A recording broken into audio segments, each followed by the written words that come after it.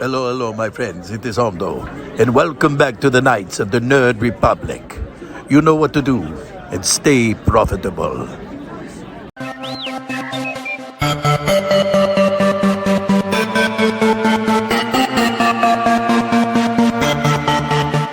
The Nerd Academy podcast is released weekly at 12 p.m. Eastern Standard Time, available on our website at www.thenerdacademypodcast.com and wherever you listen to podcasts.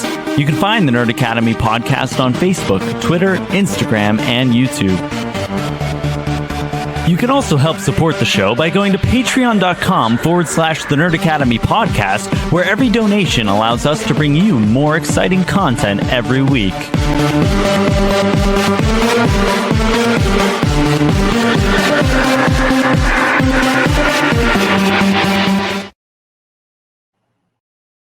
Hello there, and welcome back to Knights of the Nerd Republic, the show where your favorite nerds talk all things about the galaxy far, far away. I am your host, Jarod, the Dark Jedi, Bachman Stubbs, and we are back from a little breaky, one that was mostly imposed by, I gotta laugh at it, Kason. He doesn't even listen to Knowledge Fight. But no, a little breaky imposed by scheduling and an upcoming convention that we were both at which way I will bring Kason in for a moment. I'm not A going to keep you little out. breaky for me. Yes, he's heard it referenced enough times that he knows the context. Little breaky for me, and then we're going to come back, and I'm going to start the show over. You see, here's the thing. I'm starting to get over a cold, and when I'm sick is when my Alex is the best. My Alex is so good when my throat is already messed up. Top tier. It's dude, Jar Jar Binks has a Caribbean black accent. It's so good. It's so good when I'm sick. But you know, we had Fan Expo Philadelphia coming up. Work got super busy. And yeah, there's a little bit of sizzle we're going to talk about once I bring in our guest. But I just wanted to say we had a wonderful, wonderful, wonderful time at Fan Expo Philadelphia. It was a gay old time. I got my Fan Expo Philly Wild Bills mug right here. I'm rocking it. Yeehaw. Yeehaw indeed. I've been, for obvious reasons, you know, taking my diet, taking my sugar intake a lot more seriously lately. So I allowed myself to indulge a little bit in some Wild Bills while we were at Fan Expo. But I just want to say, you know, we had a great time. Shouts out to the wonderful folks at Roosevelt's. You know, we got to chop it up with a good bit of them. Shout out Shirt Call, shout out DTH, shout out everybody working the booth at Fan Expo. Killer stuff they had. I got one of the exclusive shirts on from the con right now. Had to represent. We did again attempt to make a vlog. What ended up happening, I love that you just immediately said attempt. We did attempt. We started out so strong. There are some great, really well. There was some great bits in the early chunk of that vlog, but what ended up happening was everything was moving at such a breakneck pace from like the back chunk of Saturday on that like we ran out of time to record shit. We were kicking it with Connor. We were at the Roosevelt's meetup, meeting Hayden and Rosario, which is on all our social media if you want to go take a look at that. Having a couple drinkies. Passing out on the couch in our hotel room watching Tales of the Empire. Sunday, we were also running our asses off because Taylor really wanted to meet some of the folks from Hell of a Boss. So like it was just move. And like end of Saturday, moving into Sunday, I was like fully starting to lose my voice. Like we got into that point where I had to yell to speak. And my voice would slowly start to disappear after I would speak every time. So there was going to be a vlog. There wasn't one. To quote Knowledge Fight again, will be better tomorrow. But we are not alone. We are not alone for this Bad Batch discussion. We are joined by a dear friend of the show and recent collaborator on a very special project, Eli from In a Galaxy. Yes, it's me. You know, when TNAP does the live action shows, recaps, or previews, they get some of the most famous and well respected creators on in the Star Wars internet space. When they do animated Star Wars TV show, they get not that. That is patently not true. Yeah, I was about to say that's definitely not true, homie. Hey, you've been on for plenty of live action stuff, and No, we've I was mostly we've joking. had Alden Diaz on for the live action stuff as well. So I'm mostly joking. I do think I was just thinking about it earlier today, but I did think it was weird. Cause I know you've gotten Alex and Molly for a bunch of the live action recaps, and I think this is my third Bad Batch overview episode with you guys. Because I did the trailer and then I did season 2 recap. Oh, you nice. did. That was the thing. Which is great because I love this show, but yeah. Well, we had you on for the trailer talk, so that's why I wanted to have you on for the season discussion. To kind of, I was actually re-listening to it a little bit earlier, and I'm surprised at how much actually we got right. Well, that'll be fresher in your mind than mine, so I will be throwing that to you here in a minute. But Eli, before we talk about a very special collaboration we did for a little bit of sizzle, as we have the current, and I say current because I don't know how much longer Alden will let you keep your job, the current commissioner of Epic Confrontations, I felt it was only appropriate to bring up a little kerfuffle that happened at Fan Expo Philadelphia. Yeah. Wait, was I missing something? Is my job on the line? I was not aware of this. No, I mean, I think Alden, I think he's actually your boss. So yeah, we got to meet Iman Fondi, and I did see this. Yes, we were like walking by his booth, and I kind of went to wave at him, and he recognized me. He recognized me and gleefully shouted, "That's the guy who's booty at Star Wars Trivia," and leapt out of his booth to point. You forgot the "Hey everybody" at the beginning. You're right. Yeah, he screamed, "Hey everybody!" You can't see her. Morgan Elsbeth is pointing and laughing at me as well. It was crazy. It was an entire to do. Eli, I bring this up to ask you: will you be paying for my therapy bill? Let me check with our HR reps. At In a Galaxy Trivia is ruining my life. He makes a good point. Again, I'm going to check with our HR reps. I will just say I have only a few word statement from the league. Okay. Okay. Bummer, dude. Bummer. Oh, it'd be like that. No, that just would say with Eli here, this was so much fun. If I could actually tell the real story of what happened, Taylor, Kason, and Kason's girlfriend and I realized that Amani, because Iman Fondi's line was like pretty long here and there.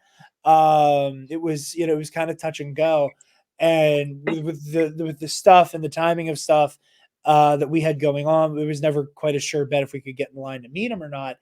And we saw that the line was pretty short at that point, so we hopped in. And we got up there, and he was incredibly personable.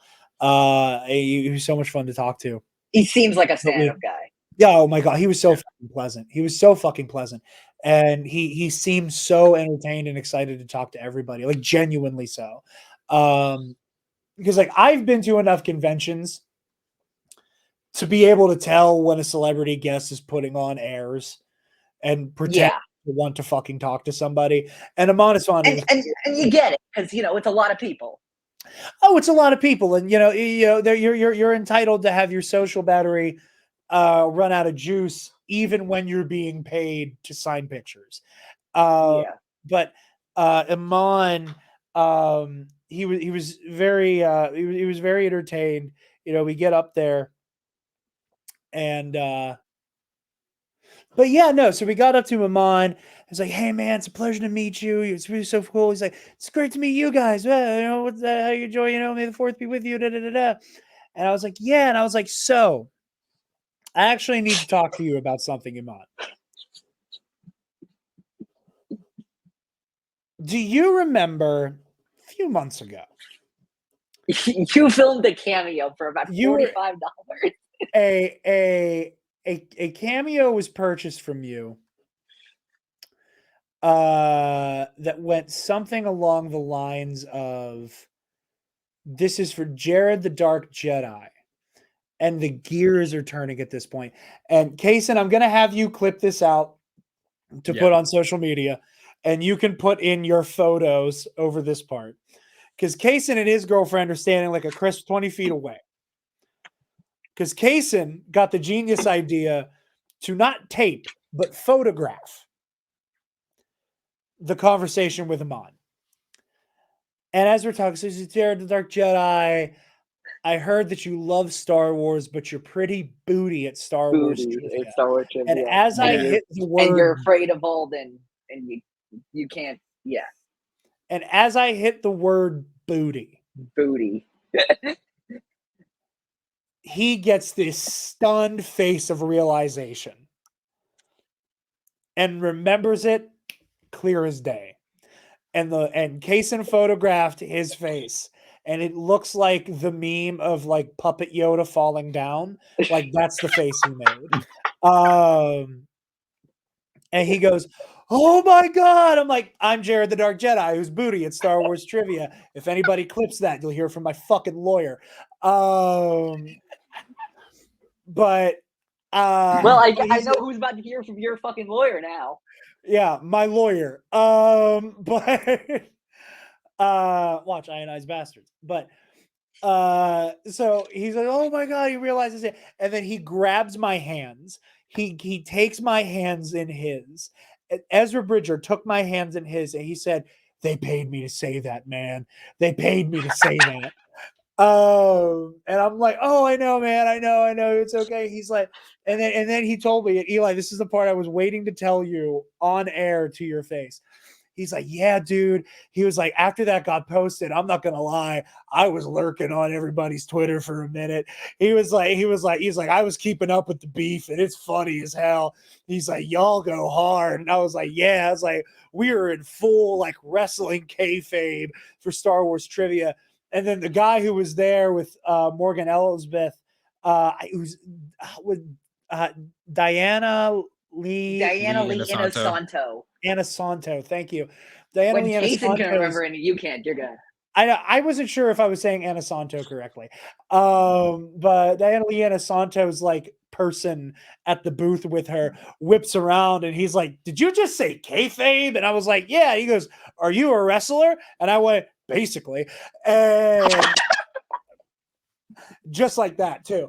And so we're going back and forth, and then and it was my idea to take this picture that I will pull up again for the people watching on YouTube. And I want you to know that there came a point where I don't know if it is this picture, but there came a point where they were so entertained by this bit that this was sincere laughter. Not at me, but at the framing of all of this. But I just want everybody to know Imanis Fondi thought it was deeply funny, and I may or may not have had a very brief, but very real trivia match against one Imanis Fondi. And I'll just say that the Grand Inquisitor don't have shit on me. But yeah. I was there. I gotta say, like everything this man does, and he earns his he has what I call the he has what I call the Leslie Headland effect, which this happened to me, where every time Leslie Headland spoke about Star Wars, like in the lead up to the Acolyte, before we got into like the big promotion, everything she said would make me more and more excited for the Acolyte. Because I'm like, oh, she gets it. She gets Star Wars. She gets it on a mythological and storytelling level. Everything that Imanis Fondi says and does now is making me more and more convinced that he was the 100% right choice to play Ezra Bridger. Oh, 100%. He's just Ezra Bridger. Funnily enough, so again, like whenever you go to a convention and like an actor will have like the spread of 8x10s that they can autograph, there are like a bunch of stills, from Ahsoka. Like there was that like main character poster for Ezra. It was him like stopping Shin's lightsaber with the Force. Oh yeah, so Um, cool. there is a handful of him in the stormtrooper in the night trooper armor. There may have been like a headshot or two in there. But then he also had a photo of Jabba the Hutt available to be signed. And the person right before us gave him a 3D printed big booty Jabba. That's so good. Ja BBL the Hutt, if you will. That he was like that he like the entire time was like coveting like Gollum. He was so sweet. And Diana Lee and Santo was also very entertained by the melee. But it was a wonderful time. Iman, if you somehow end up seeing this, you're a pleasure, and play me in a I'm on the full pod. match. That would be Come on super the pod. cool. Yeah, come on the pod. Come on the pod. I will say, I will tip my hand a little bit before we get into the actual Bad Batch conversation here. I was not able to make it happen because, again, her like booth person was not at was there, but Natasha wasn't. Ever since the Amanis Fondi cameo debacle, I had been plotting my revenge because the day after that happened, Natasha Luberdizo was announced to be at my local con. And then she was announced for Fan Fan Expo. Expo. I'm now seeing where you're going with this because there is nothing Alden would hate more in the world. And that was my plan, was to get a video with Natasha in the same room. And for her to be like, Alden, you're an airbag. I'm not impressed. And for me to, It would crush him. yeah. That would be Me being in my Kendrick Lamar demon time. But yeah, that would be like a real win against Alden. I know it would. And it's coming eventually. Listen, I've accepted the fact that the first time I beat Alden will be when I take the belt off of his shoulder. I've come to peace with that. And I want it to be that way. I want him to remember my hand around his throat. I want him to remember the one man who beat him.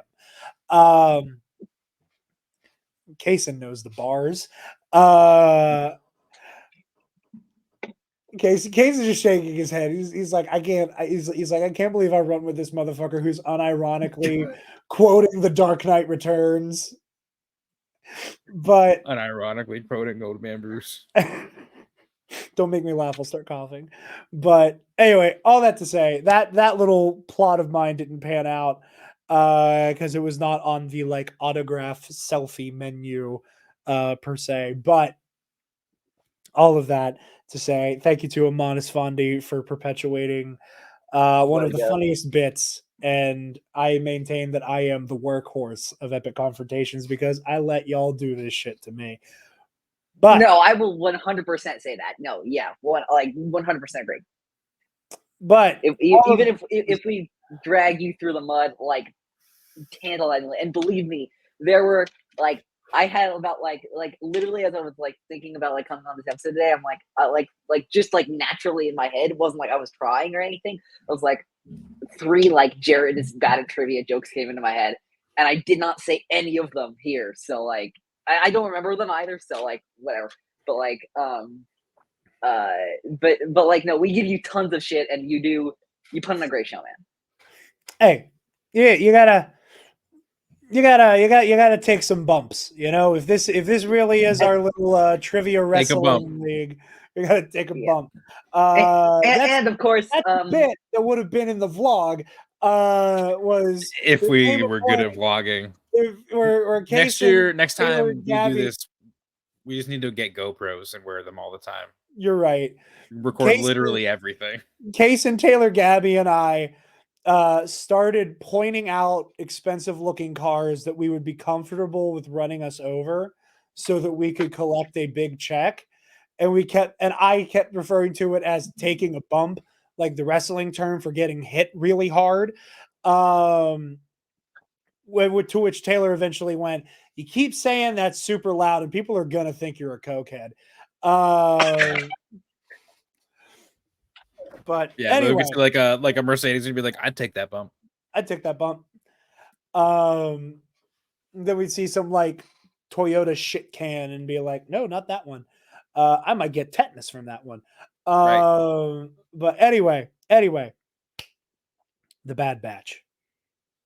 Bad Baddest Batch. of batches. It's over. It's coming. It's Yeah. gone. We've come to the end. And what a journey it's been.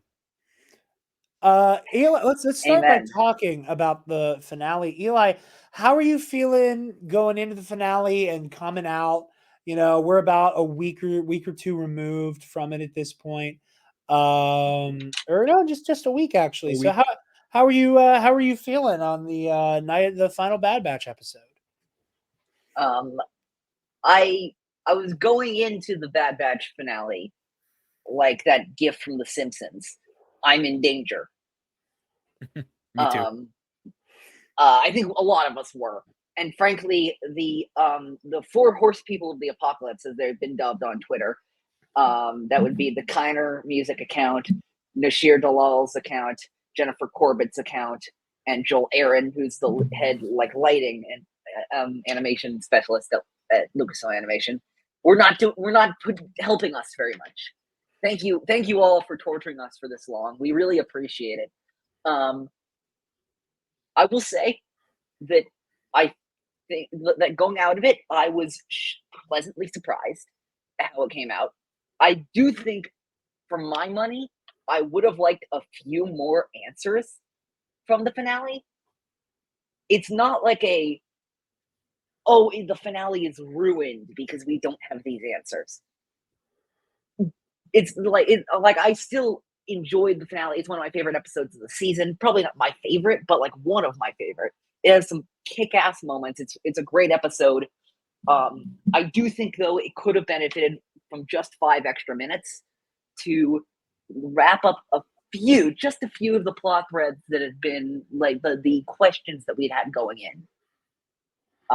Because I think that there were a few things that I'm like, okay, so we made a big deal about this, and I guess it doesn't matter anymore, but it would have been nice at least to know, just for the grander scheme of the galaxy, for like, to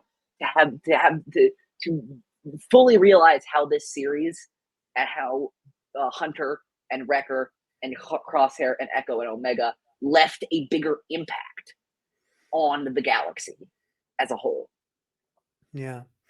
Well, I do. I will be circling back to some of those questions, because I think you and I are on the same wavelength here. But I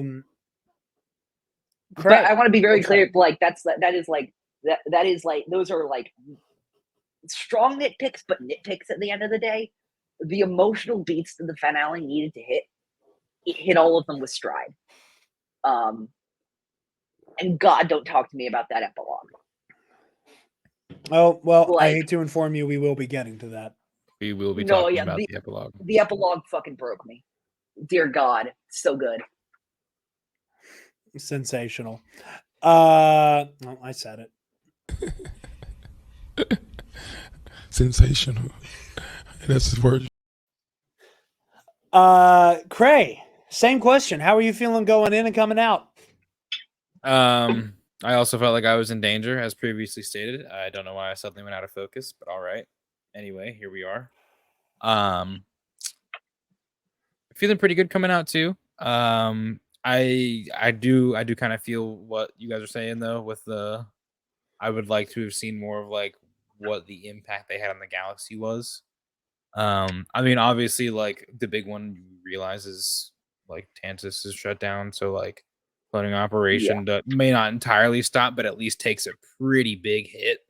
Yeah, and that was the thing we've been talking about pretty much this whole season.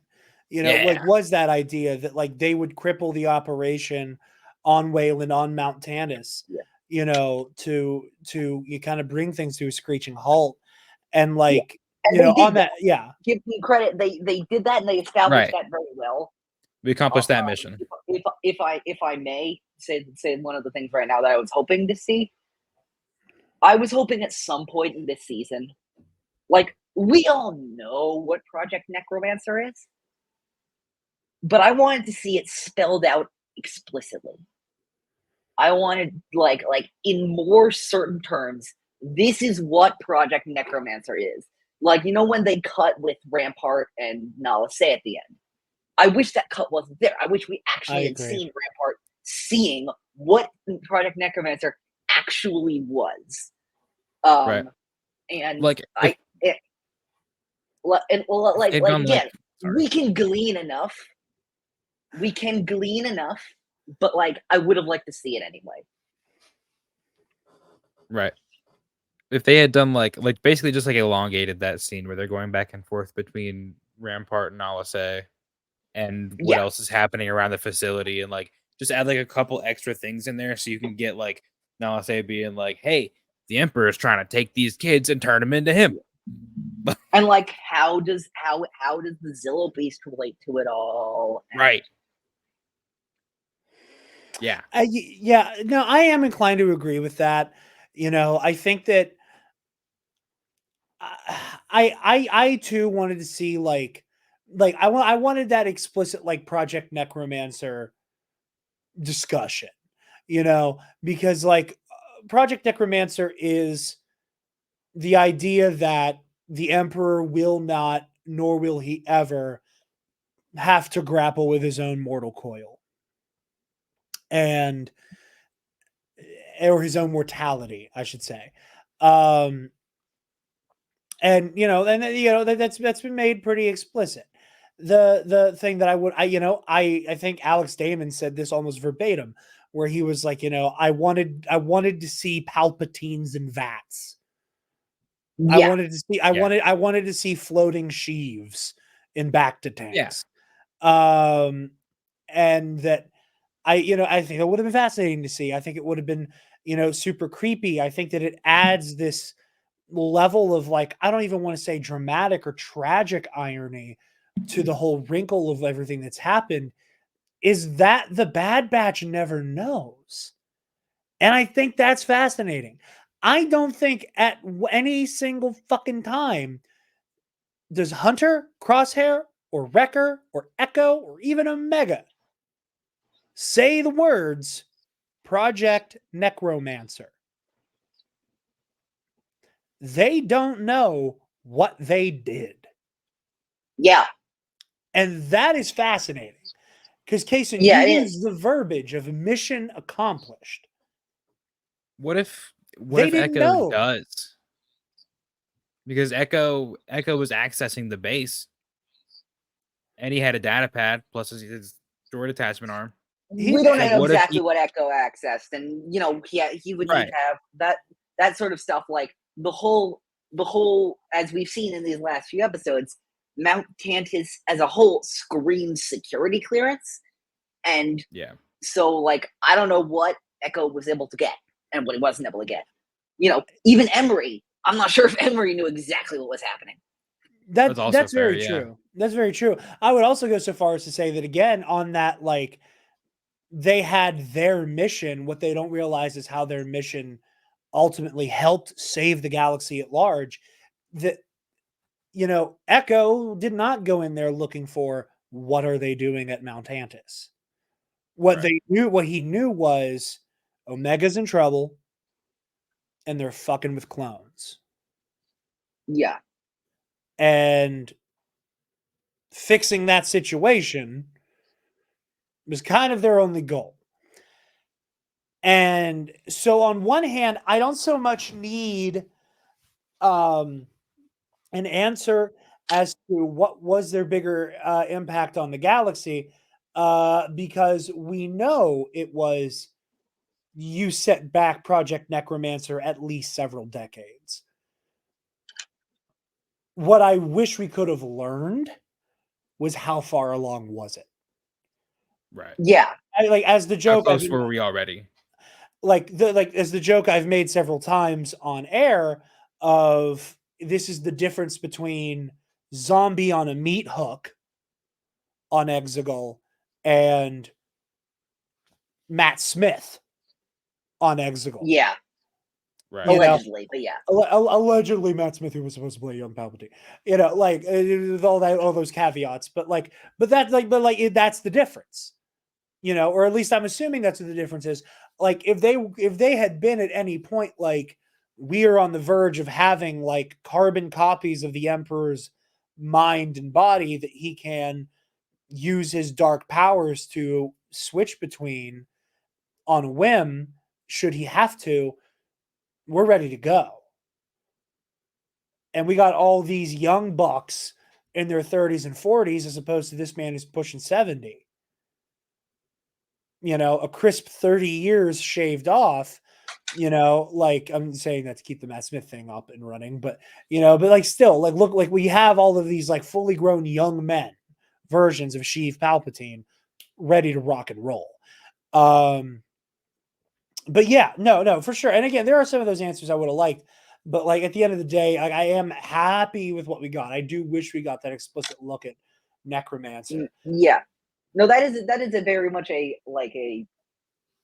very much a lore complaint, which I think is valid. But like in terms of the emotional themes, in terms of like creating a satisfying end for this show, I think this did exactly what it needed to do. And I agree with you on I think this episode did exactly what it needed to. I am pleasantly surprised that nobody else died. That was, I think, my biggest shock. I thought at least one of them was going to bite it. My original prediction for I actually wrote my end of the Bad Batch in preparation for the Book of Boba Fett season 2 script I wrote. I had to say like, oh, what's going to happen to all these people? And I had Emery and Wrecker, Crosshair, and Echo all dying, and only Hunter and Omega made it out. And I thought at the time that was an optimistic prediction. I thought that it would be all of them except Omega, or there was a part of me that thought they might actually kill Omega as well. But the fact that they didn't, I think, is really interesting. Well, for my going in and coming out, I went in expecting this episode did come with a fucking body count, but a body count for Clone Force 99. Yeah. And I went in with the assumption, because I have been a Hunter will die truther, and that Crosshair could not die, because this would be the ultimate inversion of the you die just to be you redeem just to die thing that Star Wars loves to do.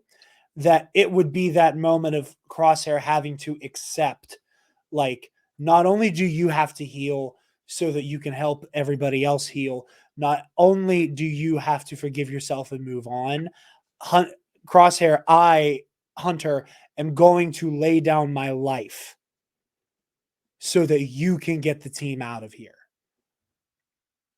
Right. And that the ultimate test for Crosshair would be accepting that sacrifice, like truly accepting how much his brother loves him, and having to move forward with that, not from a sense of guilt, but in a sense of duty to Hunter's memory. And that was the angle, truly, I thought they were going to take for a while. And I thought they were teeing that up a lot in the initial tension between Hunter and Crosshair. Because for Crosshair, who everybody had a right to keep at an arm's length for so long, I think it wouldn't be as tragic if he then died. Because in a very crass way, he wasn't back for long enough. Yeah. If it's the guy who never faltered, who never wavered, whose inhibitor chip never freaked out, who's always been there, for him to be the one to lay down his life and join Echo in the Great Beyond, or join Tech in the Great Beyond, that would have been heartbreaking. Yeah, it would have been. And I think they could have made a great story out of that. At the same time, I'm glad they did what they did. Same. Absolutely. Absolutely. Because, well, and I will say again, like watching the episode, I got to a point where I think most people were. I was like, okay, Wrecker's a goner. Oh yeah, I was like, no, Wrecker's not making it out of this. Wrecker became such a damage sponge for a minute there. Like, he takes those bumps in the forest. He gets riddled by the clone X's, right? Yeah. I'm like, he's fucking dead. Which, by the way, actually, I'll say this about the Clone X's. That was another thing. This is one of those things where I was surprised by the lack of answers. But here's one of the other examples. I was sort of expecting there to be a clone, like a reveal about one of the Clone X's or about one of the processes about the Clone X's or something like that. And there wasn't. And then I sat with it for a second. I'm like, we didn't need that. No. I mean, people were speculating. We didn't need that. I mean, it would have been cool to know, but we never needed that for the story to work. Well, that's the thing. I think by the end, the story just confirms that they're clones that the Empire modified. At the end of the day, they're dark reflections of Clone Force 99. They're the data. They made them into high geared assassins, and that's all we need to know. Like that's fine. We don't like. There's like they're creepy and mysterious, and they work best being creepy and mysterious. They're all Deadpool at the end of X-Men Origins. Stryker Hemlock finally found a way to shut you up. Yeah. No, well, like here's my thing with the Clone X's, right? I never liked the tech angle. I felt like it was predictable. I felt like it was. I don't know. I never was in love with the tech angle. As a shock to no one, I was a Tech is dead truther since the moment he fell off that fucking train. And I'm so glad to be validated by this damn finale. Yeah, and my angle on Clone X was that it was going to go in a really heady place about clone humanity, and that it was going to explore the idea of Clone X being clones of Crosshair, and that we have now gotten to the point where the Empire is making copies of copies, and we're making copies of copies that are basically like low functioning beings that exist only to kill. And that it's like, the Empire have kind of created these these abominations that have like created their lives as a form of torment to the end of having an elite assassin force. And that and again, that weird place of the Empire seeing cloning as a tool to the degree that we are just fucking with life. Yeah. We are just fucking with life. And just creating beings that exist to suffer. And again, I think that would have been an interesting idea. But again, this notion that they are just clones, that they are this macabre, dark, fucked up mirror image of the Bad Batch. Because what is one of the things we've talked about so often with regards to Crosshair's tremor and his arc over the course of this season?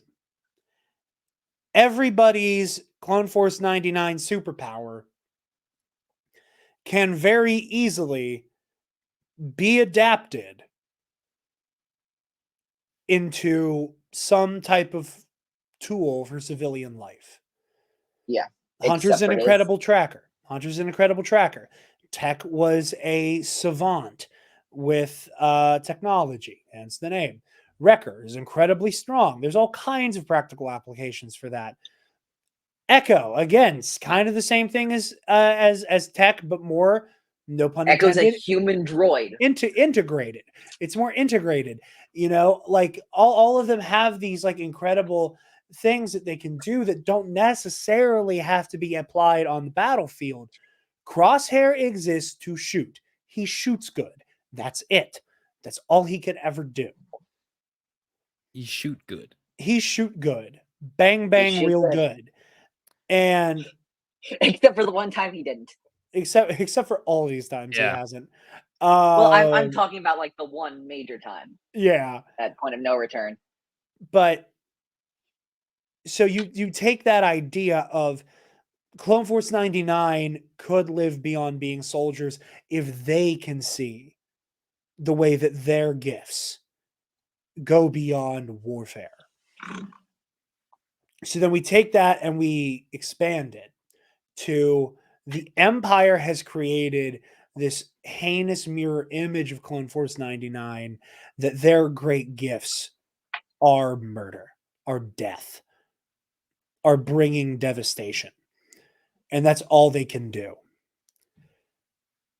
And that is the true final combative test of the Bad Batch.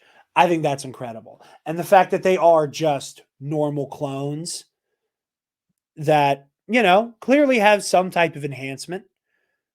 They soak up Yeah. damage more than your average Joe. Some of them are moving more deftly. They're more agile, especially the one with like the energy blades. Like the normal clones couldn't move like that. So yeah, they probably have some type of enhancement, but beyond that, they're clone troopers. They're CT units. Yeah. They're They're normal not. fucking guys. They're not Cody. Like we didn't need that angle. Yeah, they're not Cody. They're not Wolf. They're not Tech. They're not whatever. They're just clones that the Empire has continued to violate. Which in a sense is a microcosm of what the Empire is doing with all clones. Exactly. I was thinking of just a idea, and I like what you're saying. Like I was going to expand on like that's the Empire's lesson that it's learning with this season, but most of the series. When you fuck with life fucks back. Like you cannot Hell just yeah, like Eli. Jake and I were talking about this in a galaxy. Actually, I remember in season 1 where we have and it is a lot of these shows do a great job of this, where the Bad Batch is referring to Clone Force 99. Sure, if you want to take it literally, but all throughout this series, we see all of the people who have been left behind and stranded by the Empire. Be it the Syndulas on Ryloth, be it the Martez sisters, be it the wayward clones left on that planet at the beginning of the season, be it Asajj Ventress, be it all of these allies of the Batch make. And if you put them all together, wouldn't you say that they also are the Bad Batch? Like this show has quickly became about, okay, this new government's rising. Who gets left behind? Who clearly this Empire is serving quite a few people. Like there are quite a few people whose interests are getting well served by the Empire. But for every person that's getting their interests served by the Empire, there's a hell of a lot more people whose interests are not. Yeah. Exactly. Very well said, my friend. And to keep going with the Can I walk it back for a second before we keep going? Run it back. Yeah. So with the what we did or didn't get with the Clone X reveal thing, my only gripe, I didn't need a this is clearly Tech thing, or like I didn't need Tech to be alive. I didn't need it. Would have been cool if Tech was alive and they could have saved him. Tex, because you imagine a Batcher named Tex instead of Tech. Anyway, but like the thing that got me was toward the end of the fight with the Clone X's in that fucking in Hemlock's little like training room thing. One of their helmets gets knocked off. And when it gets knocked off, you can see under the visor, it's very clearly like round goggles. that looked just like Tex underneath the visor. And I was like, okay, why are you doing that? Just to be like, haha, no. Made you I did think not for a notice second. that. Oh, dude, Legitimately did not notice that. I went didn't back. catch that. I didn't I catch went that. back like 5 times and I watched it because I was like, it's not, that's not him picking it up. That's a regular clone. But I had to like make sure, and I was like, that looks like his goggles in that helmet. Honestly, honest to God, legitimately did not catch that. Damn. But I'm now sort of kind of vaguely remembering some goggles, but like it wasn't like an aha moment. Not like Jarod, Kason, if you have anything more to say about that, but I because I was thinking of like a pivot I wanted to do. I was like, not an aha moment, not as much as the joy I felt when that slimy motherfucker got his just desserts. Okay, well, Beautiful. I think I know which slimy fuck you're talking about. I Yeah. do want to talk briefly about the comeuppance of Rampart. Oh yeah, another Be- slimy fuck who got what he's deserved. so what I really enjoyed was again seeing these. It was the dark parallel that Crosshair is experiencing in real time. The cost of his actions and what staying on that path could have led him to, with the way that Rampart is an unrepentant piece of shit, with zero moral backbone, zero capacity to be willing to help anybody else who is not named Rampart.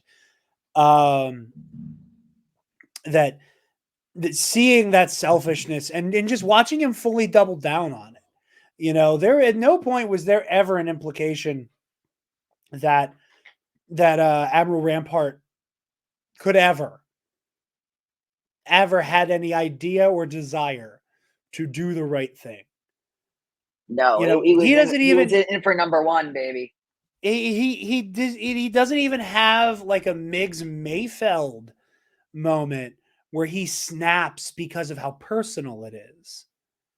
Because again, that's an interesting angle to take, right? Like the Mayfeld thing where like Mayfeld snaps because of how personal like the trauma of burning Khan was, and what working for the Empire did to him, and he finally snaps and he does the right thing, and he wants to couch it in that selfishness, but he understands what he did and why he did it. Rampart doesn't have that. What he wants is a bribe so that he's let back in the club. Yeah, no, he is a Rampart, like so many great Imperial characters, all in their own special ways, is a great embodiment of what the Empire's what the Empire's like manifesto, what their agenda is, what their ideology. There we go. What their ideology is, and exactly where that leads people.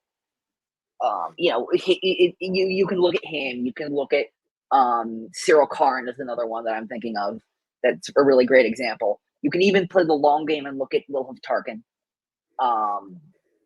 All of these, high bigwig Imperials that, think that they're the shit, and they are until they aren't. Yeah, and like so many great villains in and out of Star Wars before him, it is his worst traits that do him in at the end. It is that refusal to like think beyond himself, and his propensity to underestimate, what he would view as a lower being. That, when Yeah, he guns down Nala Se, he signed his own death warrant. yeah. By the way, He didn't even let her warn him. Yeah. No. By the way, I will say that is it. Like, I've apparently had this habit recently because I think we've been getting a lot of redemption oriented stories later. So I like to do, because remember when between, I think this was between TLJ and Tross, a lot of people were riding the Bendemption train. I just now am attaching Demption as a suffix to everything. So we're doing we just did Young Jedi Adventures on In a Galaxy, so I was riding the Tabor Demption train. And of course I was riding the Crosshair Demption train. What I did not expect to get in the show was Nala Demption. If only a little bit. Like, Yeah. I'm not saying she was completely redeemed, because she wasn't. She did some horrible, shady stuff, especially in TCW, with regards to fives. But like seeing her like get to like ironically just like, you know, destroy the terrible but great things she's done in her scientific research, to, you know, stick a middle finger to the Empire was very gratifying. Absolutely. Absolutely. Before we start talking about the fall of Royce Hemlock, I do just want to like touch on one motific thing that really resonated with me. That is semi-related, not semi. It's very much related to what I was talking about a moment ago, about the, you know, the evolution of what can they be beyond the battlefield, right?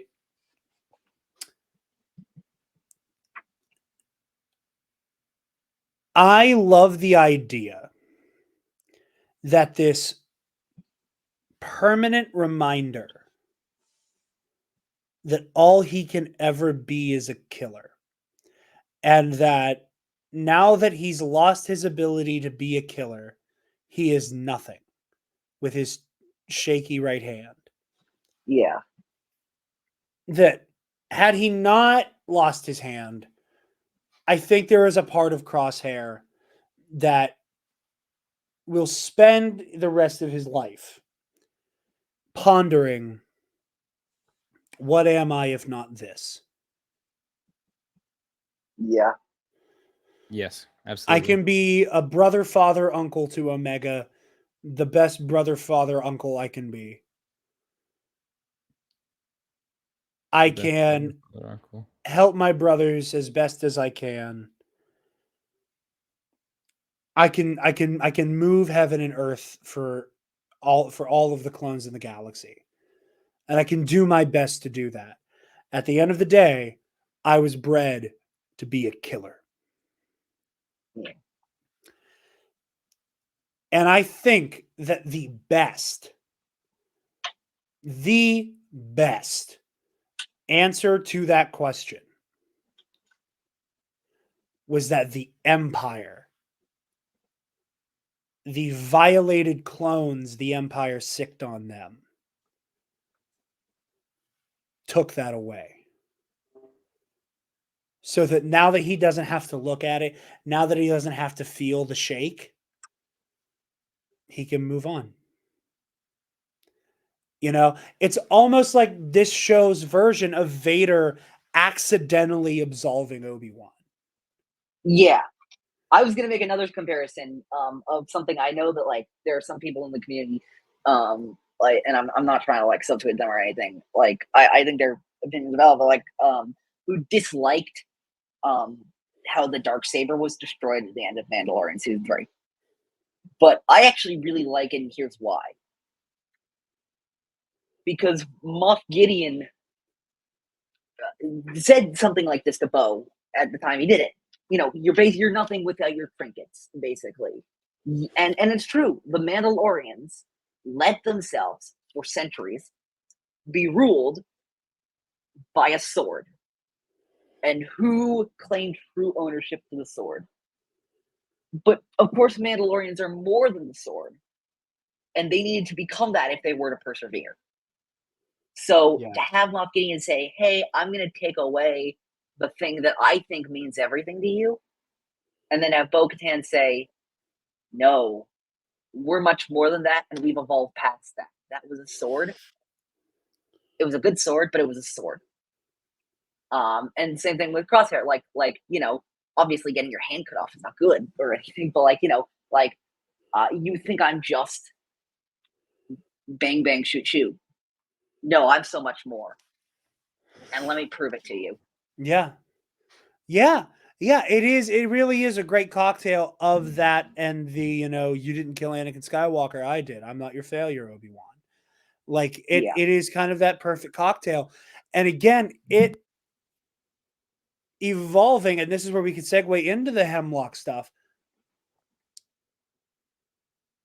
It building into Crosshair has to make kind of a 1 in a million shot. A shot not meant to kill. The first time he pulls the trigger without his good hand, without his shooting hand. Incredibly difficult shot that is not meant to kill anyone. Hits it without a fucking problem. Yeah. Yeah. By the way, With the help of his brother.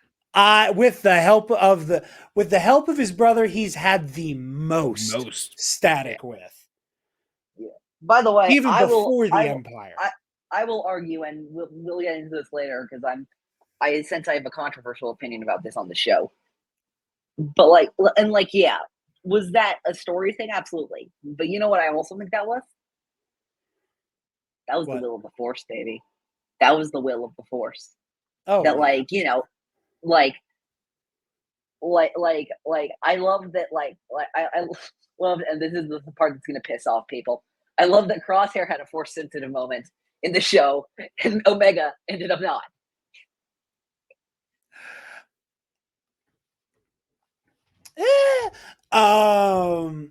It's not so much that it's not so much that I like Crosshair in the way that the will of the Force dictates everything.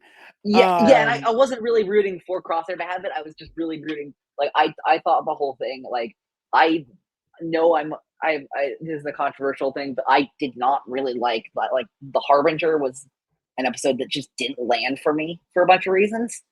And I actually think they wrapped that episode made me very worried, and they wrapped it up in exactly the way I would have hoped they would, given that episode's release. If that episode had to happen, they wrapped that up. They wrapped up that storyline the exact way I would have wanted them to. Yeah, and I like how Jennifer Corbett responded to it after the fact. Yeah, that it was like, is Omega Force sensitive? Is she going to be a Jedi? Doesn't matter. She's going to do whatever she wants. Yeah, and that's the thing, which is, and that's what made me a little nervous around the Harbinger, which was basically look, once you give somebody the Force, that kind of becomes their thing. And I'm not against that. I love the Force. The Force is some of my favorite stuff in Star Wars. And you know how much I love my space wizards and all that kind of stuff. But Omega was such a vibrant character before that I didn't want that to take over. Yeah. Yeah. Well, sure. that's because when you add the Jedi path to the character or anything revolving around the Force, it is a very potent seasoning. And it's a good flavor. It's a great flavor profile, but it's a loud one too.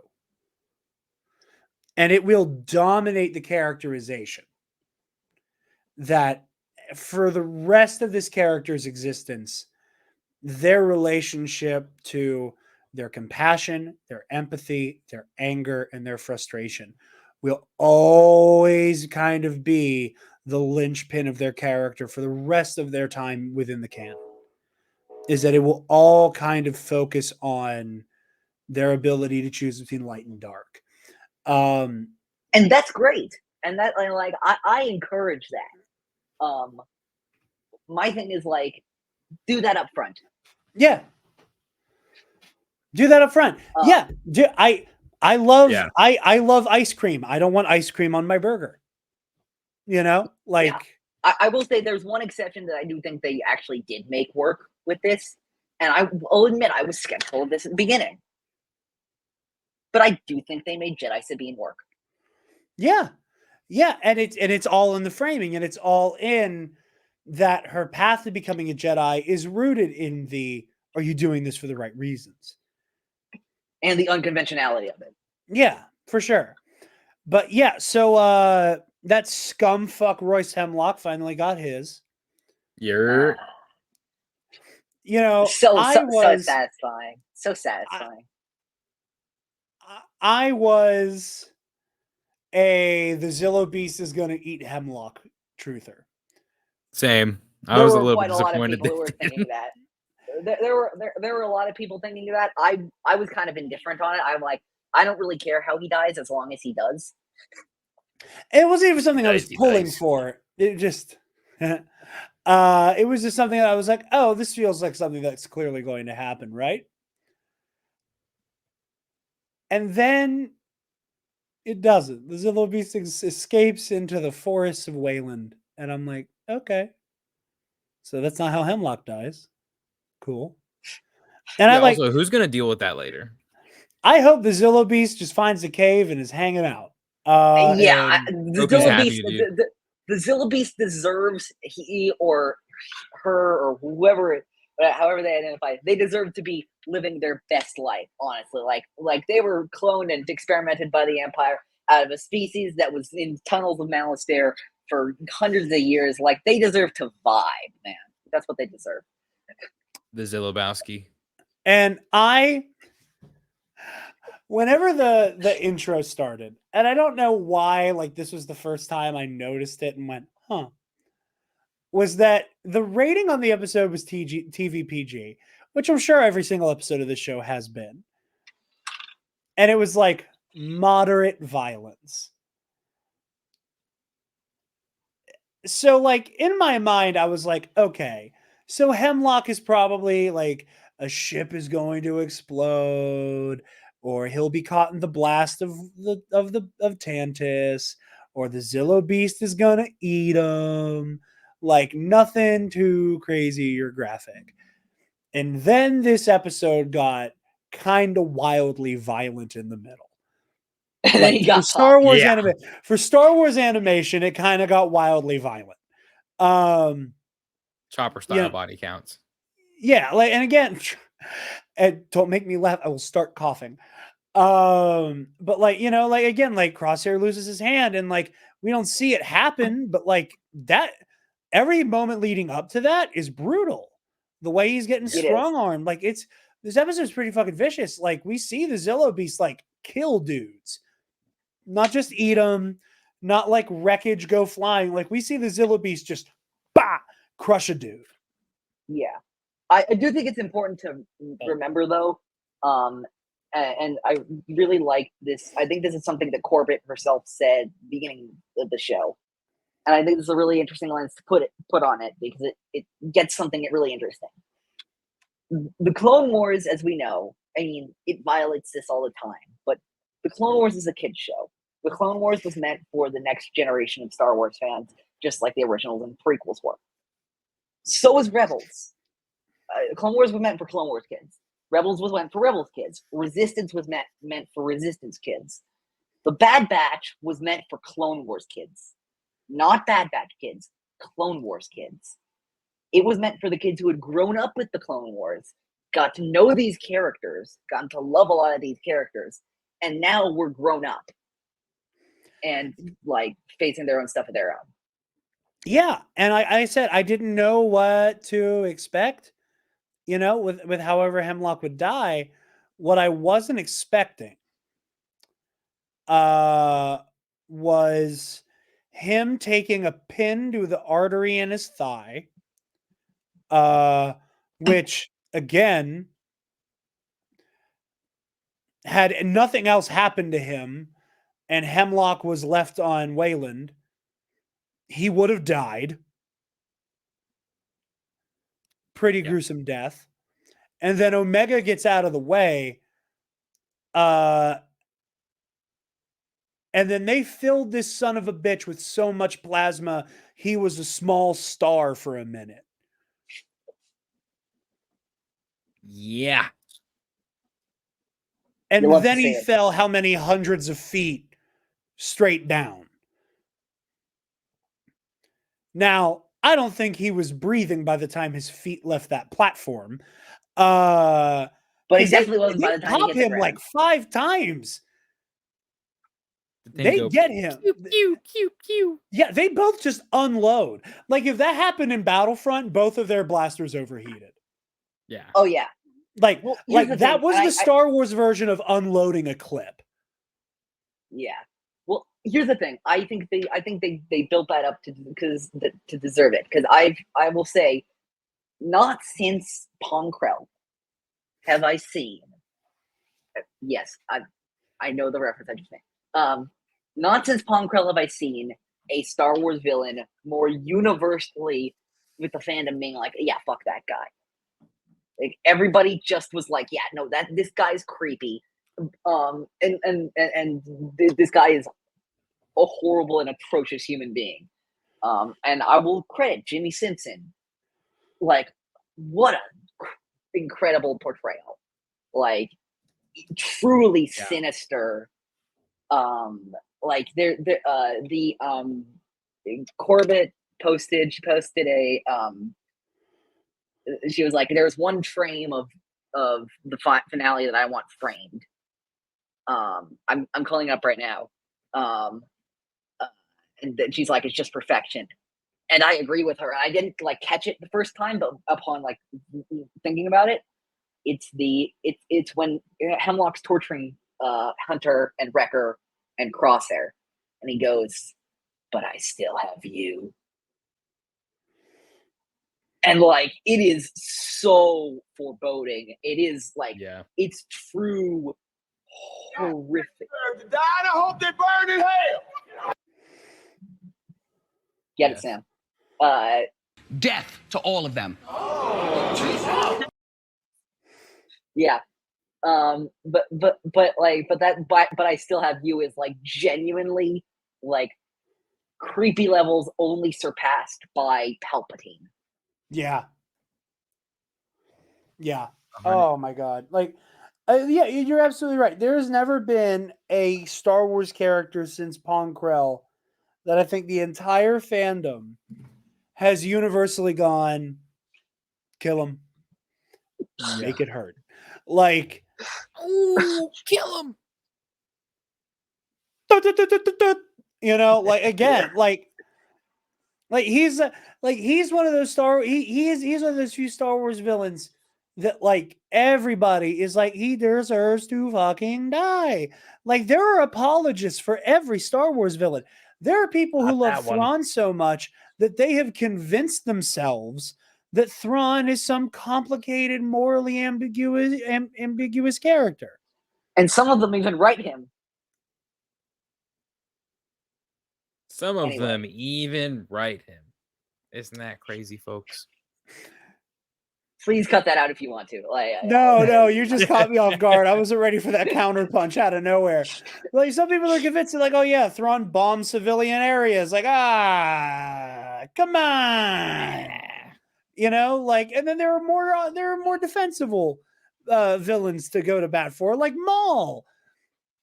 Everybody took one look at Royce Hemlock and said, "Kill this motherfucker and make it hurt." On site. Yes.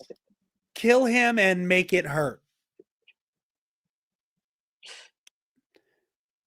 Eat shit, die slow, motherfucker. Like that is what everybody said to Royce Hemlock. And not only did they kill him and make it hurt, like I said earlier, they killed him 3 individual times. Yeah. Pinned to the artery, like again, like 5 to 8 blaster bolts to the chest, and then 100-foot drop.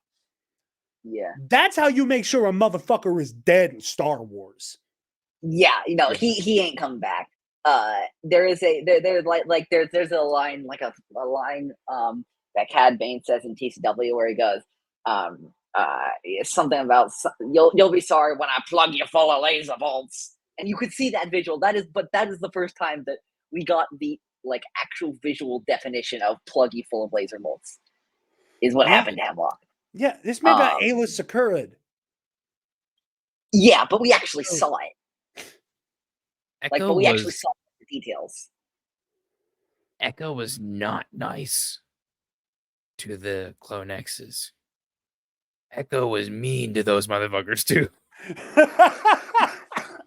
Like I was scrolling Echo's through a this. G-man. Echo's I was got to do just what he's got scrolling to through do. this trying to find that fucking that helmet still with the goggles that I was talking to you guys about, which I kind of found, by the way.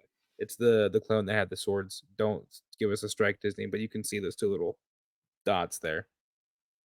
There's that, and then like his helmet rolls next to Echo, and you can kind of see it better. But anyway, that's the thing that I caught, and I had to go back and rewind it just to like double check and make sure they didn't do some stupid weird stuff in there. But I was just like scrubbing back through that trying to find that, and I was like, Echo is not nice to these boys. Like, and that's one of the things that I just didn't remember until I just went back through and through that. I was like, these guys were like, hey, this is a fucking hostile environment. Like, we're not like I do wonder if they're coming how, at us, no prisoners. Just get rid of them, get the job done, get They're everybody very else the much fuck coming out. at it in that, like, it is the opposite of how Clone Force 99 is like exclusively used stun rounds on clones, Right. where they're like, yeah, stun rounds aren't happening today. We're putting Yeah, they're people's like, heads fuck 'em. through walls. we shoot to kill. Yeah, I do wonder actually. I was thinking about this, which is that if like we don't exactly know what the Clone X process is like, and that's not something that we need to explain. But if it is voluntary, which I bet some recruits are absolutely voluntary, that would be really great for Echo. That's like makes a really poignant point about Echo's story arc, because here are these clones that are choosing to be like fucked with, and like being like having horrible things done to them. You know who that sounds a lot like? Another clone who had a lot of stuff done to him involuntarily. So they're choosing this, but he was subject to this by the separatists. The Echo comeback is crazy. Yeah, that's good. Like is yeah.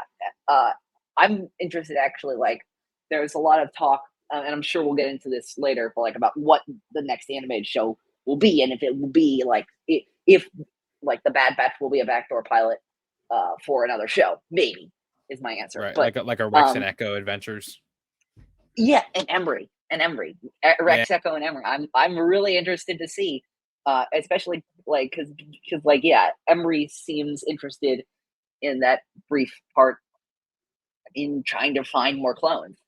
And I'd be really interested to see what the three of them, Rex, Echo, and Emery, get up to. Especially, actually, that's another thing that I was a little disappointed not to see in the finale, but I get, which was the whole like,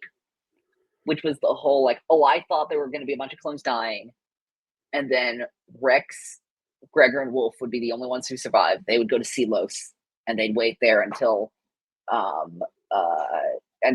Ezra and Kanan basically have the last Jedi Luke clone out of their sorrow. But here's the thing. Just because it didn't happen in this show doesn't mean it didn't happen. Like this show had other concerns, and that's fine. I do hope we see that one day, but I understand why it wasn't in this show. Yeah. Sure.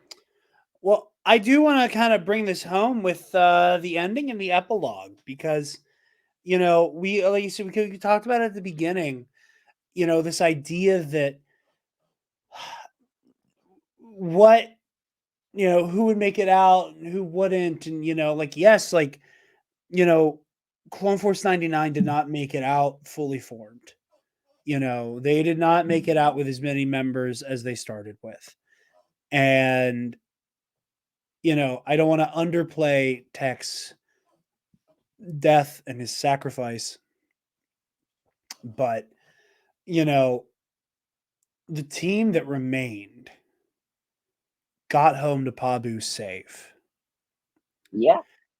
And I think the last time I went into a story going, there's going to be a body count, and was so beautifully surprised by the fact that there was not, was Guardians of the Galaxy 3. And I remember coming out of the theater once the credits rolled on Go Take 3. I was like, I'm so glad they made this decision. Because it was so beautiful seeing everybody together and everybody happy. And again, Echo is gone and he is remembered by his brothers and his, I keep saying Echo. Tech is, he's gone, but he's remembered by his daughter, sister, niece, and sorry, I just remembered his goggles on her ship as she's leaving. Oh my god. Yeah, it's a gut punch, but this show, in my opinion, made the brave decision to let it be a happily ever after. To let Clone Force 99's legacy not be entirely entrenched in tragedy. No, only partially entrenched in tragedy. No, I mean it is tragic in the way that the life of every clone is tragic. But at the end of this grand adventure, they get to choose. And they choose peace. And they choose peace long enough for Omega to be able to make the educated decision of, it's important to me to fight the Empire. Yeah. And that is so beautiful. It is. That epilogue is just so what a moving scene. Maybe one of my favorites of the season. Like, holy crap. I seeing that, Hunter finally coming to accept there are just some things that he cannot control with regards to Omega and her safety. And seeing his, pseudo daughter off as she goes to his daughter's sister write niece. her own, his daughter's sister niece, as she goes off to write her own story in Star Wars, is fantastic. And like Omega, I absolutely want stories of her in the Rebellion, 100%. Absolutely.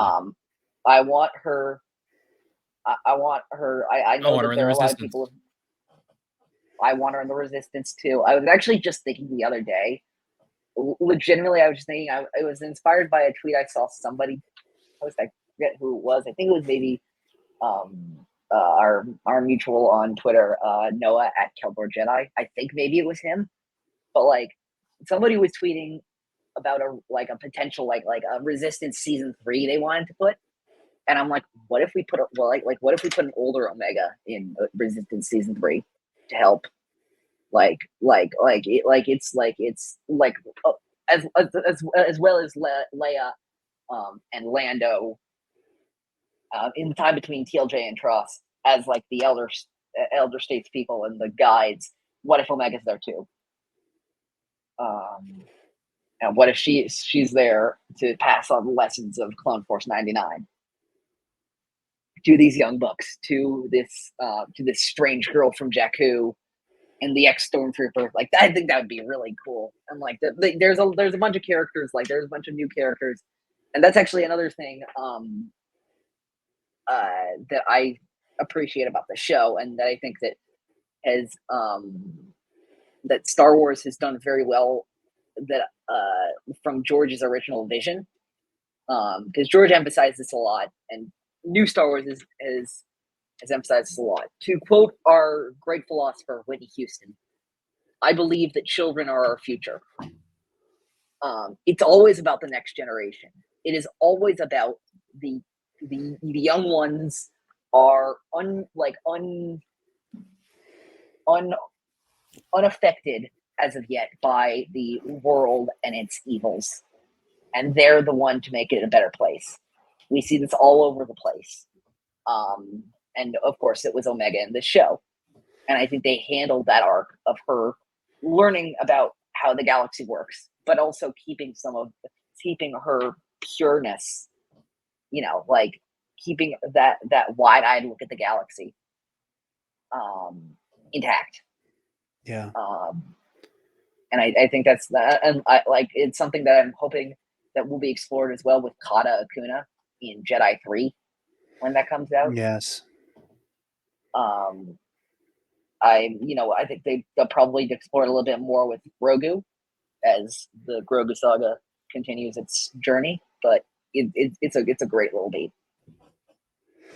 Absolutely.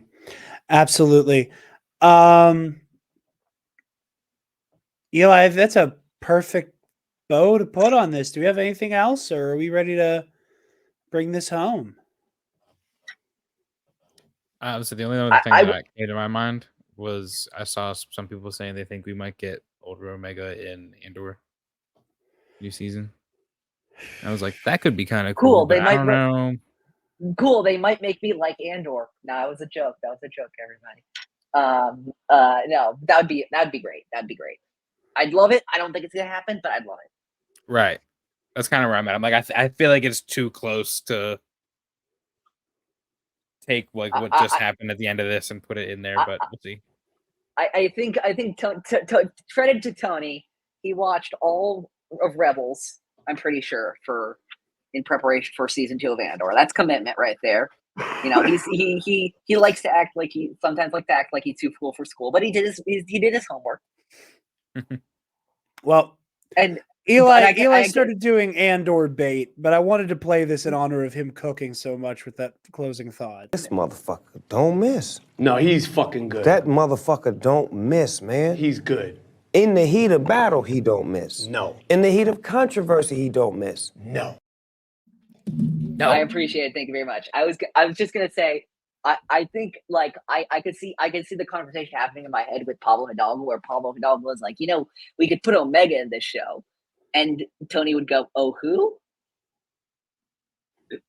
And then Pablo would explain it, and he's like, "No, that's too many seasons of TV. Like we don't have the time for that." I already watched one baby show, Hidalgo. You're not making me watch a second one. That's incredible. But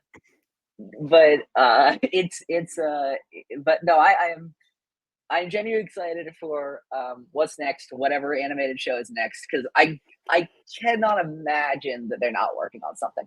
Like they're working on something. Star Wars animation is just such a linchpin of the fandom and its output at this point that and also just something's coming down the pipeline. Takes a long time.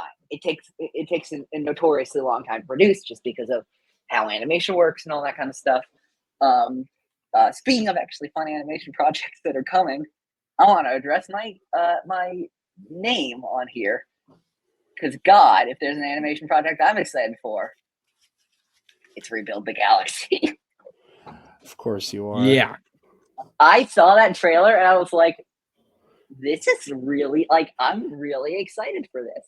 As a lifelong hater of Darth Binks, I am whelmed.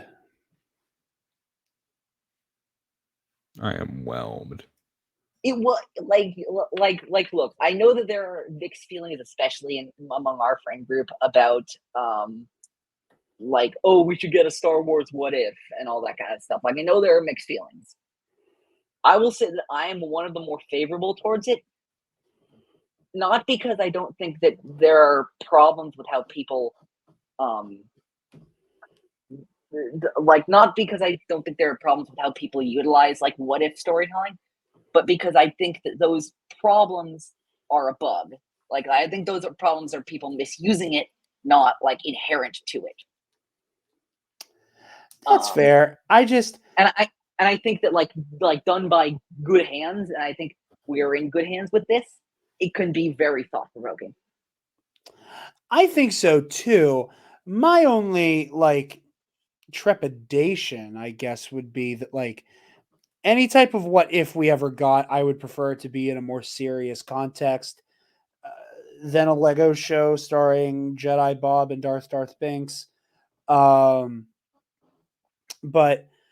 other than that, I am excited for it as well. I'm just being a Yeah, hater because Darth Binks No, is the it- bane it- of my it's- existence. legitimate. So I remember early in my Star Wars fandom, I was obsessed with Darth Jar Jar, but I'm not. I'm not like. I think it's fun now. I'm not like crazy, like, oh, this is the whole plan. Blah, blah, blah. But it wasn't really even Darth Jar Jar. Like as soon as I saw those real ass, I'm like, it's cool. This is a cool idea. Like the very like we're looking at like the very fabric of the real. Like we're we're popping an Infinity Stone on the Star Wars galaxy right now. The equivalent, Popping basically. Infinity Stones. Yeah, Like popping an Infinity Stone. You know, was the good. last time I popped an Infinity Stone, I passed out at a Tom's Watch Bar. hey oh, It's funny when I joke about it. This is part of the plugs. We got caught up in the Amonis Fondi conversation. We neglected to actually talk about this. Eli, we worked on a very special project that came out on May the 4th. Would you like to tell the lovely we people about it? did. We did. We worked Yes. on the behemoth called "The Story of Skywalker," a over 4-hour video that took literal months. We've been working on this since the beginning of this year. We encourage you. It's on this channel. It's on the In a Galaxy channel. To go check it out to see. Basically, we summarized all the stories that we thought were the most important to the story of the Skywalker family and their impacts on the galaxy as of January 1st, 2024. Because that's roughly when we started working on it. And we were just like, we can't update it with like batch and stuff like that. That's not gonna work. And Tales of the Empire and stuff like that. But I think it turned out really great.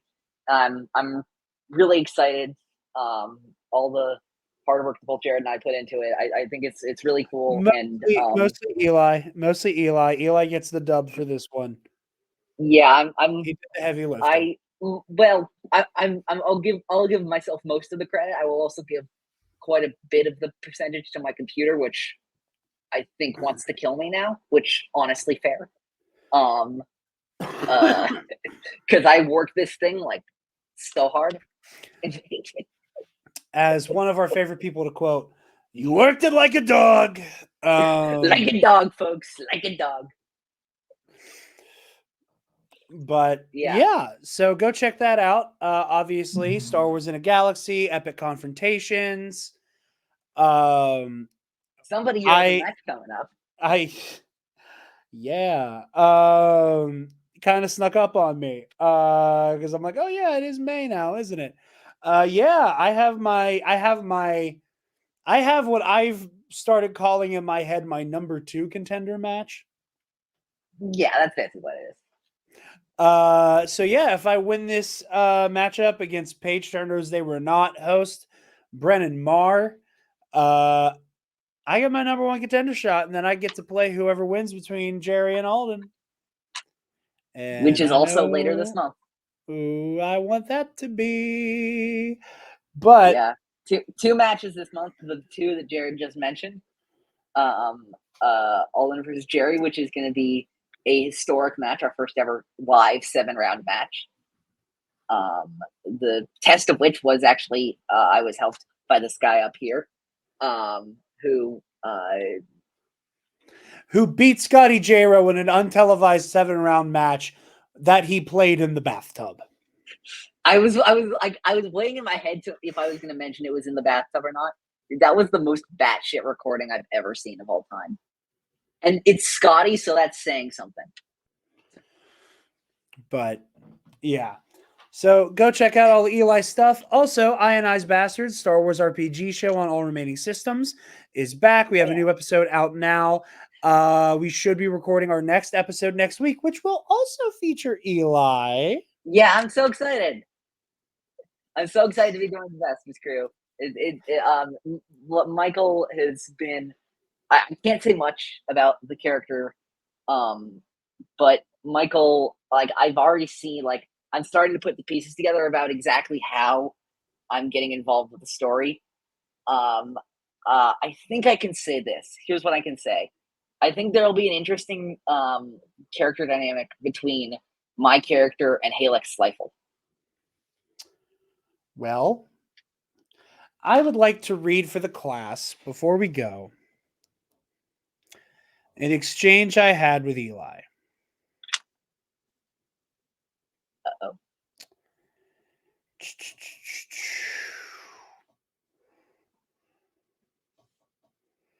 One moment. Oh, was this the one about you finding at Fan Expo? No. Okay. This is me threatening you. I don't remember that. Well.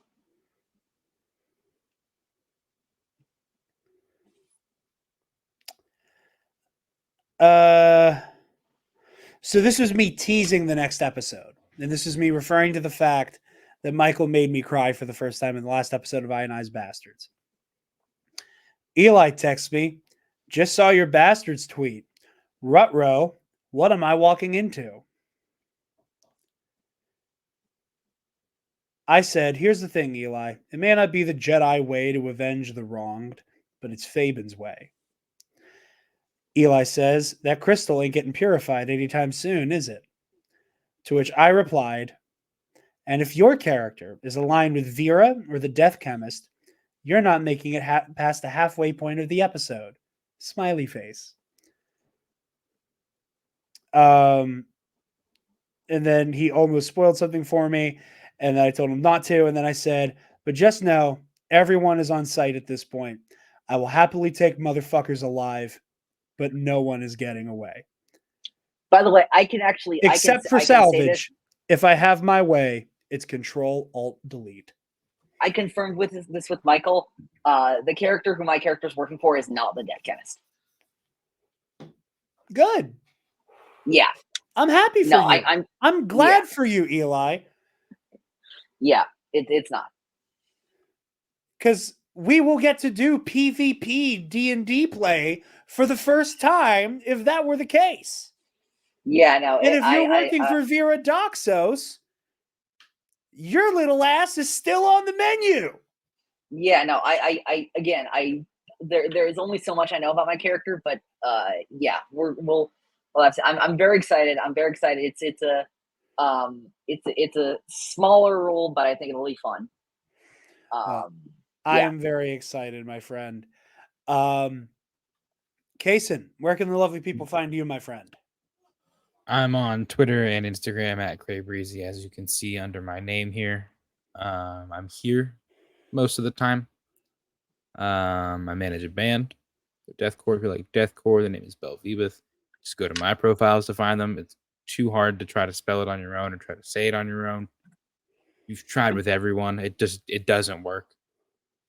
Yeah. Fun fact about me, it took me 1.5 years to take the L and just ask Kason how to say it. Yeah. It's a good time. I was like, Belvaboof. I started putting Z's in there that weren't there because I was going for Beelzebub. So I was like, Beelzebub. Metal Band Names Club. We love fucking people up.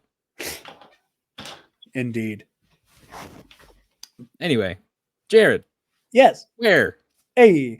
You guys can find me on Twitter and Instagram at DarkJedi2552. And you can find the Nerd Academy podcast on Facebook, Twitter, Instagram, YouTube, and wherever you get podcasts, as well as on TikTok. And if you would like to pick up some Nerd Academy merch, you can go ahead over to the student store link on our website at thenerdacademypodcast.com. SRTpublic.com. Eli got so fucking animated lip syncing that. Anything to remind me of the good old days. Speaking of our patrons, thank you to our $10 alumnus who get a shout out at the end of each show. Keandre Lloyd. Colin Provolone. Sir. So good.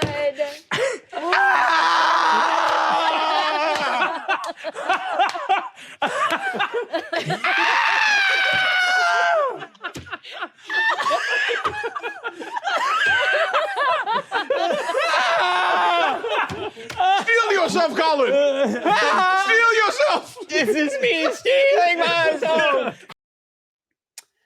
And Eli, I did not realize how perfect an episode this would be for you to be on, because Paco changed his name. Oh no. So thank you to Paco, or as he's going by now, with an oldie but a goodie, Elfrona. And you know what? You're getting a different clip today. Maybe I'll walk out of here tomorrow and you never see me again. That's really what I want to do. And to Ray Clausen, who asked that you donate to Equality Texas to help keep queer kids safe in the Lone Star State. You know what somebody should do? So that Ray gets an actual clip. And I still do the Equality Texas shout out that he asked for.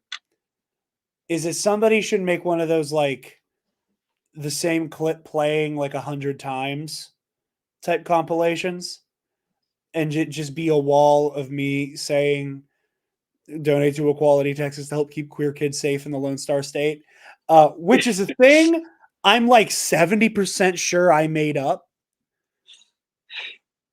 And I just say it every time now that I'm not sure if that's an Equality Texas thing or if I made that up. And if I made that up, Equality Texas, you can have that on the house. Next week, the Versus Series is coming back with a fucking vengeance. Scheduling has been a dick, but we are coming back. Keller and Beck versus the Grand Inquisitor, featuring Eli. Asajj Ventress versus Galen Merrick. Rey, Circa the Last Jedi versus Luke Skywalker in The Empire Strikes Back. And one other one I'm not 100% sure about. So stay tuned for all of them. Very excited to record those. Hopefully in the very soon, we'll have some Tales of the Empire talk out for you guys, as well as a conversation about the Acolyte trailer. Again, thank you to our friends we got to see at Fan Expo Philly. Thank you to Roosevelt's for the wonderful time they had, or the wonderful little party they hosted at Victory Brewing. It was a lot of fun getting to chop it up with all those lovely folks. Shouts out to Hayden Christensen, Rosario Dawson, and Iman Esfandi. Iman, I look forward to seeing you in a Waffle House. But thank you all so very much for watching. We are honored that you have joined us, and may the force be with you always. Always. Stop. Move away from the cookie jar. Oh, and Brennan, don't think I forgot you, buddy. You're a really nice guy. And I want you to know it's important to me that you know none of this is going to be personal.